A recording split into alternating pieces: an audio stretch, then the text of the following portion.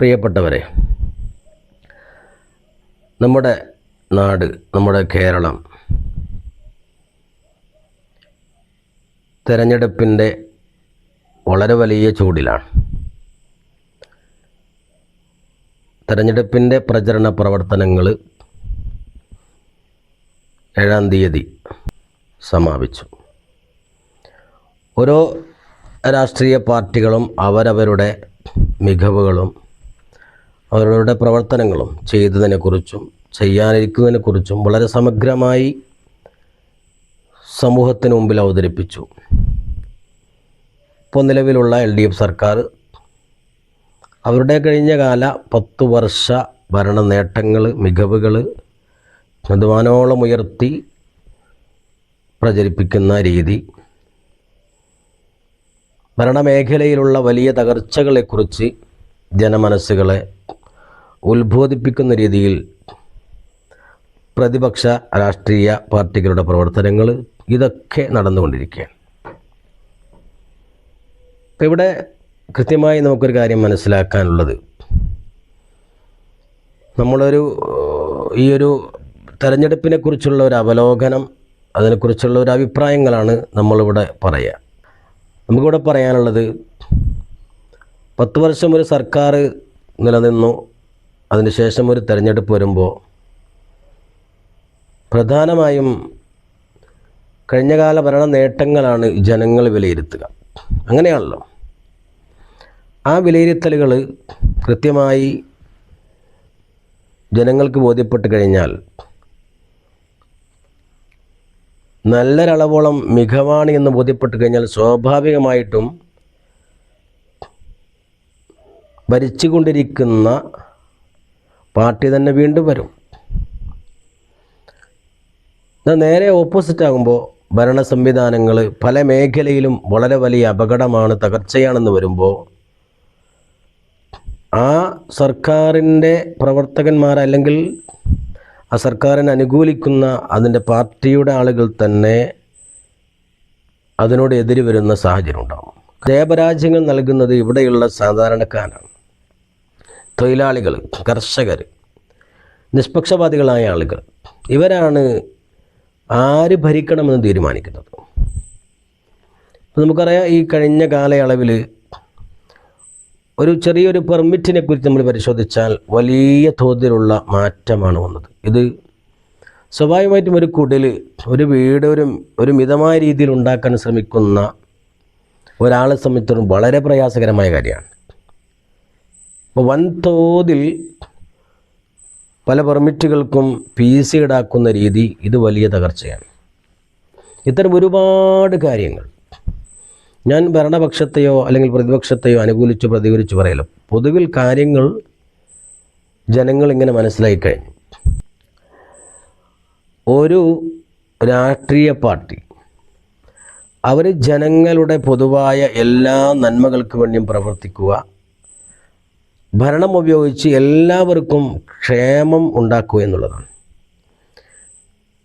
ഇപ്പോൾ ഒരുപാട് സംഗതികളിൽ എണ്ണിയാൽ തീരാത്ത ഒട്ടേറെ കാര്യങ്ങളിൽ വലിയ തോതിൽ ജനങ്ങളുടെ പക്കൽ നിന്ന്, സാധാരണക്കാർക്കാണ് ഇതൊക്കെ വലിയ പ്രയാസം, അവരുടെ പക്കൽ നിന്ന് പലതും ഈടാക്കുന്ന രീതിയിൽ നികുതി ഉൾപ്പെടെ എല്ലാം വലിയ വർധനവാണ് വന്നിരിക്കുന്നത്.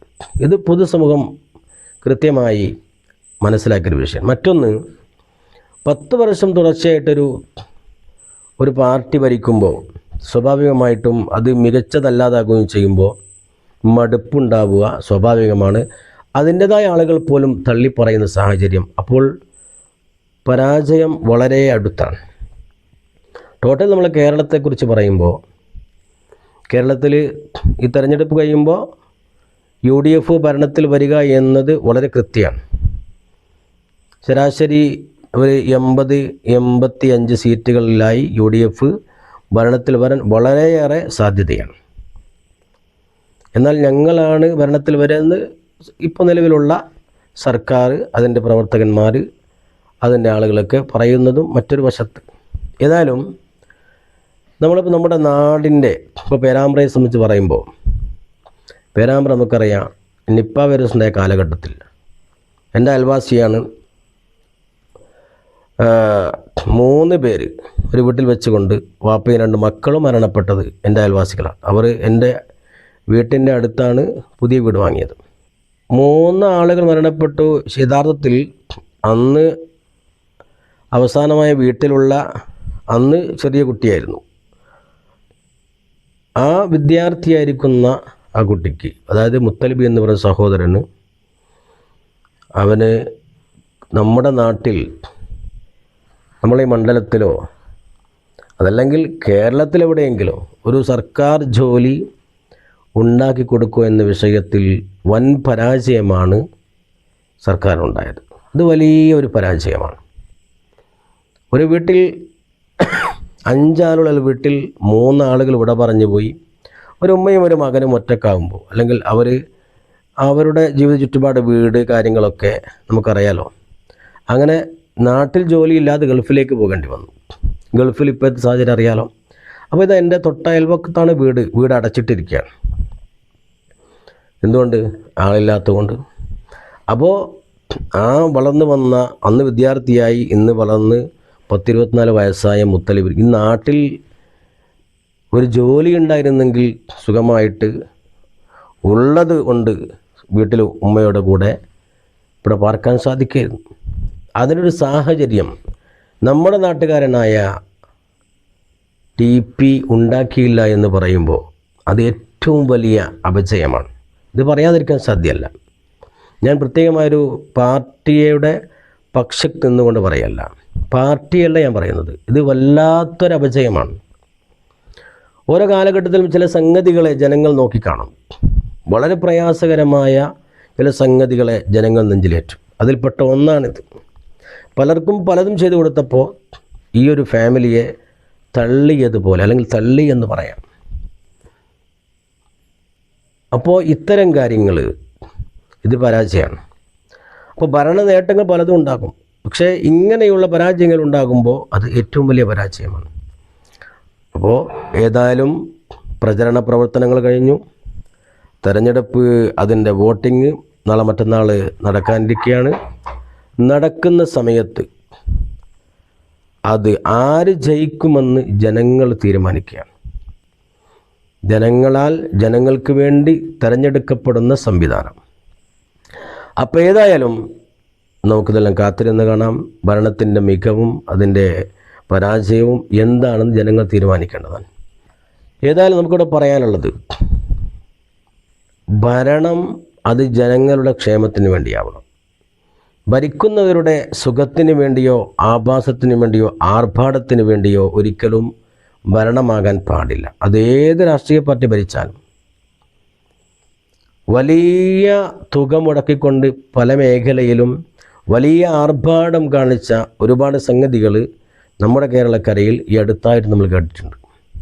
അതൊക്കെയും ഏറ്റവും വലിയ പരാജയമാണ്.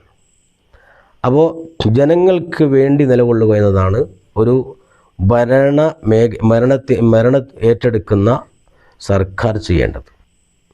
നമുക്കറിയാം, നമ്മെപ്പോലെ അല്ലെങ്കിൽ നമ്മുടെ അയൽ സ്റ്റേറ്റുകളായ പല സ്റ്റേറ്റുകളും പല മേഖലയിലും പല രീതിയിലുള്ള സാമ്പത്തിക മികവ് നിലനിർത്തിയിട്ടുണ്ട്. എന്നിരിക്കെ നമ്മുടെ കേരളക്കരയിൽ ഭരിക്കുന്ന ആളുകൾ അവരവരുടേതായ വലിയ മികവും അവർക്ക് വേണ്ടിയുള്ള സാമ്പത്തിക ചെലവും അത് കോടിക്കണക്കിന് ചെലവഴിക്കുകയും ഒരു ആഭാസകരമായ രീതിയിൽ കാര്യങ്ങൾ മുന്നോട്ട് നീക്കുകയും ചെയ്യുന്ന സാഹചര്യമാണ്. അപ്പോൾ ഏതായാലും നമ്മുടെ പേരാമ്പ്രയെ സംബന്ധിച്ചിടത്തോളം വലിയ മത്സരമാണ് നടക്കുന്നത്.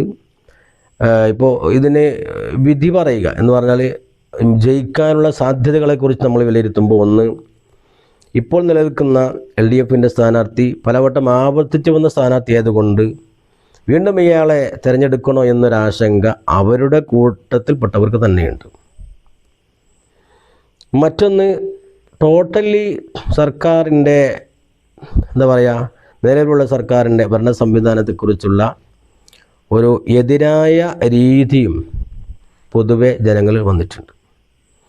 മറ്റൊന്ന്, ഈ LDF സർക്കാർ നിലനിൽക്കുന്ന ഈ LDF സർക്കാർ ഭരണത്തിൽ വന്നാൽ വീണ്ടും ഇപ്പോൾ മുഖ്യമന്ത്രിയായ പിണറായി വിജയൻ തന്നെ മന്ത്രിയാകുമോ, അതുകൊണ്ട് എന്താണ് പ്രത്യേകിച്ച് കാര്യം എന്ന് ചിന്തിക്കുന്നവരും ഉണ്ട്. ഇത് LDF പേരാമ്പ്രയിൽ പൊതുവിൽ പരാജയത്തിനുള്ള ചില കാരണങ്ങളാണ്. പിന്നെ പുതിയ വോട്ടുകൾ, 18 വയസ്സായി ഇപ്പോൾ പുതിയതായി ചേർക്കപ്പെട്ട പുതിയ വോട്ടുകൾ, അവരാണ് യഥാർത്ഥത്തിൽ നമ്മുടെ ഈ നാട്ടിലും പൊതുവെയും നല്ലൊരു ശതമാനം ആര് ഭരിക്കണമെന്ന് തീരുമാനിക്കുന്നത് എന്നതാണ് നമ്മുടെ വിലയിരുത്തൽ. അതുപോലെ ഒരു രാഷ്ട്രീയ പാർട്ടിയും ഒരു പ്രസ്ഥാനത്തെയോ അല്ലെങ്കിൽ മറ്റുള്ള രാഷ്ട്രീയ പാർട്ടികളെയോ ഞങ്ങൾക്ക് നിങ്ങളുടെ വോട്ട് വേണ്ട, അത് ആവശ്യമില്ല എന്ന് പറഞ്ഞുകൊണ്ട് തള്ളിപ്പറയുകയോ അല്ലെങ്കിൽ അവരെ മോശമായി ചിത്രീകരിക്കുകയോ ചെയ്യുകയോ എന്നത് തെരഞ്ഞെടുപ്പിൻ്റെ പ്രക്രിയയുമായി ബന്ധപ്പെട്ട് അല്ലെങ്കിൽ അത് തെരഞ്ഞെടുപ്പുമായി ബന്ധപ്പെട്ട ഒരു രീതിയല്ല എന്നത് വളരെയേറെ പ്രധാനപ്പെട്ട ഒരു കാര്യമാണ്. അത് പരാജയത്തിന് കാരണമാണ്. അത് പറഞ്ഞത് മറ്റിടത്താണെങ്കിലും അതിൻ്റെ ഒരു അലയൊലികൾ എല്ലായിടങ്ങളിലും ഉണ്ടാകും. അപ്പോൾ തെരഞ്ഞെടുപ്പും അതിൻ്റെ പ്രചരണവും എല്ലാവരോടും വോട്ട് ചോദിച്ചുകൊണ്ട്, അതിന് തെരഞ്ഞെടുപ്പ് രാഷ്ട്രീയമാണല്ലോ, അതിന് മതമില്ല, അതിന് പ്രത്യേകമായ ഇസമില്ല, ജാതിയില്ല, ഇതൊന്നുമില്ല. അപ്പോൾ വോട്ട് ആരോടും ആവശ്യപ്പെടുക, ഏത് സംഘടനയോടും ഏത് പ്രസ്ഥാനത്തോടൊക്കെ ആവശ്യപ്പെടുക, വോട്ട് ഉണ്ടാക്കുക, അത് നേടിയെടുക്കുക എന്നതാണ്. അല്ലെങ്കിൽ അത് തരുന്നവരോട് വേണ്ട എന്ന് പറയാനോ അല്ലെങ്കിൽ തരാൻ ഉദ്ദേശിച്ചവരോട് നിങ്ങളോട് ആവശ്യമില്ല എന്ന് പറയാനോ തടയാനോ പോയാൽ അതിൻ്റെ അലയൊലികൾ എല്ലാ മേഖലയിലെത്തുകയും അത് പരാജയത്തിന് കാരണമാകും. വോട്ട് എന്ന് പറയുന്നത് നമുക്കറിയാം, പരാജയം 1000 വോട്ട് അല്ലേ, 1 വോട്ട് ചിലപ്പോൾ കുറഞ്ഞാൽ അത് പരാജയമായിരിക്കും. അപ്പോൾ നമ്മുടെ രാജ്യത്തുള്ള ഈ തെരഞ്ഞെടുപ്പ്, നാട്ടിലുള്ള ഈ തെരഞ്ഞെടുപ്പ്, അതിൻ്റെ വിജയപരാജയങ്ങൾ അത് ജനങ്ങളാണ് തീരുമാനിക്കുന്നത്. ഭരണത്തിൻ്റെ മികവും അതിൻ്റെ പരാജയവും മനസ്സിലാക്കിയ ജനങ്ങൾ വോട്ട് കൃത്യമായിട്ട് ഉപയോഗിച്ചുകൊണ്ട് ഇനി ആര് ഭരണത്തിൽ വരണമെന്ന് തീരുമാനിച്ച് ഒരു കൃത്യമായ ബോധത്തോടെയും ചിന്തയോടും കൂടെ വോട്ട് രേഖപ്പെടുത്താൻ വേണ്ടി നമ്മൾ ഓരോ ആളുകളും മുന്നോട്ട് വരണമെന്ന്, അല്ലെങ്കിൽ അതിനുവേണ്ടി ശ്രദ്ധ കൊടുക്കണമെന്നും ആലോചന കൊടുക്കണമെന്നും പ്രത്യേകമായി ഈ സന്ദർഭത്തിൽ നമ്മളൊരു ചെറിയൊരു അവലോകനം നടത്തിക്കൊണ്ട് ഓർമ്മപ്പെടുത്തുകയാണ്. ഓക്കെ.